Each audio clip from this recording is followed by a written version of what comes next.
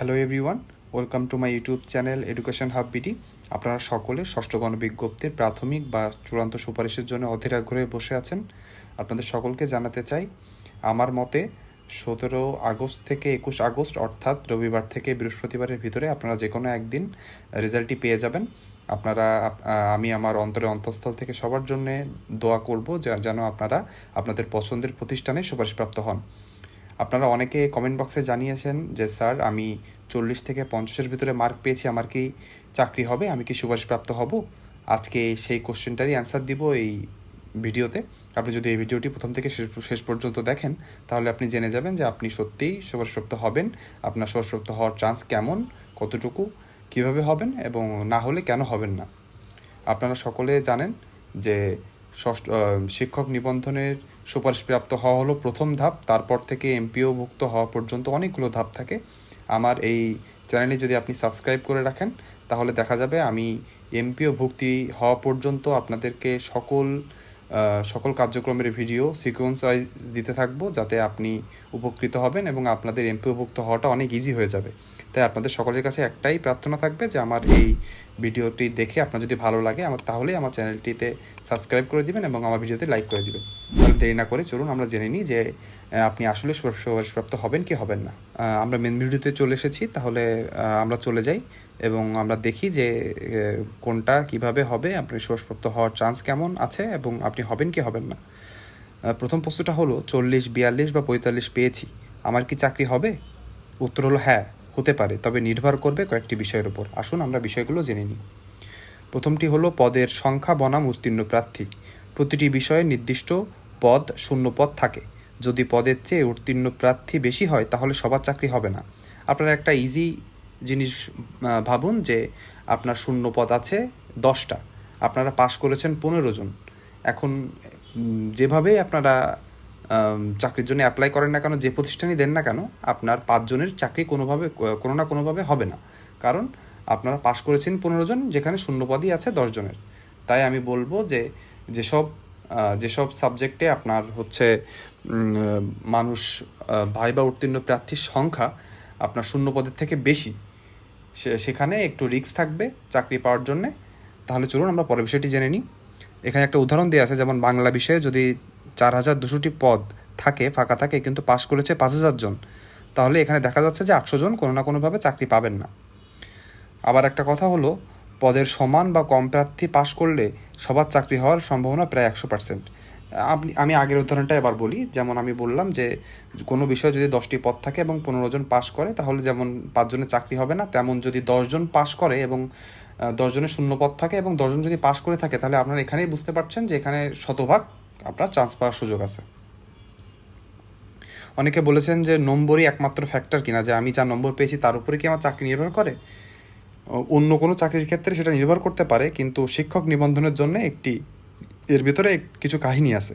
কাহিনীটি হলো, যেমন অনেক সময় কম নম্বর 40 পেয়েও চাকরি হয়, আবার অনেক বেশি নম্বর যেমন 47, 50, 52 পেয়েও চাকরি হবে না। এটার কারণ হলো, দেখা যায় যে অনেক প্রার্থী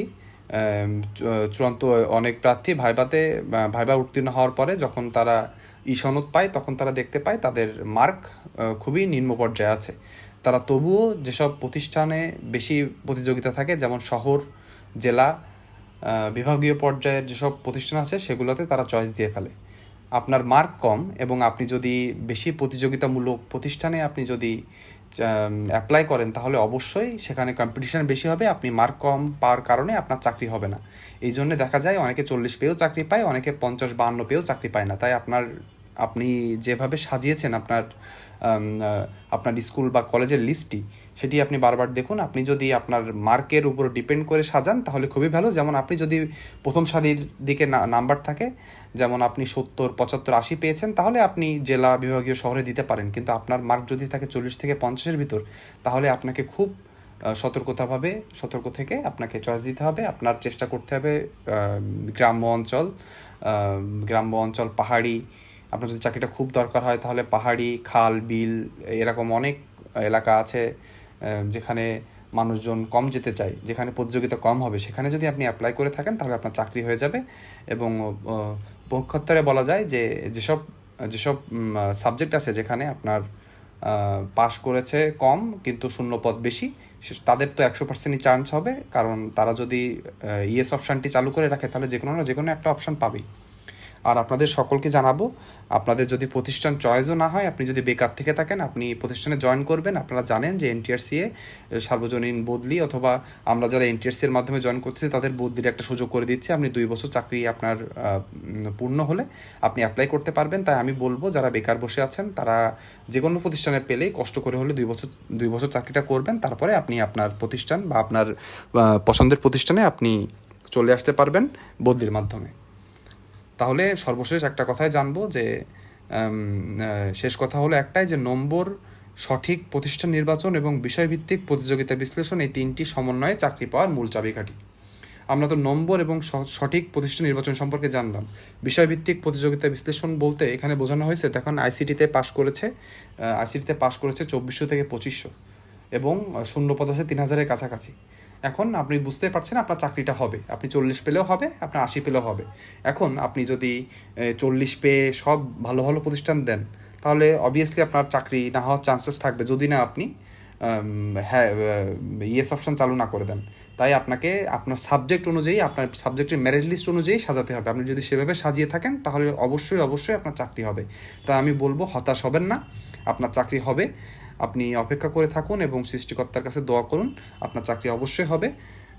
কেউ মন খারাপ করবেন না, চাকরি যদি নাও হয় 19তম শিক্ষক নিবন্ধনের সার্কুলার প্রায় চলে আসবে, ষষ্ঠ গণবিজ্ঞপ্তির রেজাল্ট দেওয়ার পরপরই আপনি তার জন্যে প্রস্তুত হন। সবসময় ভাববেন যে সৃষ্টিকর্তা যেটা আপনার জন্য লিখে রেখেছে সেটাই হবে।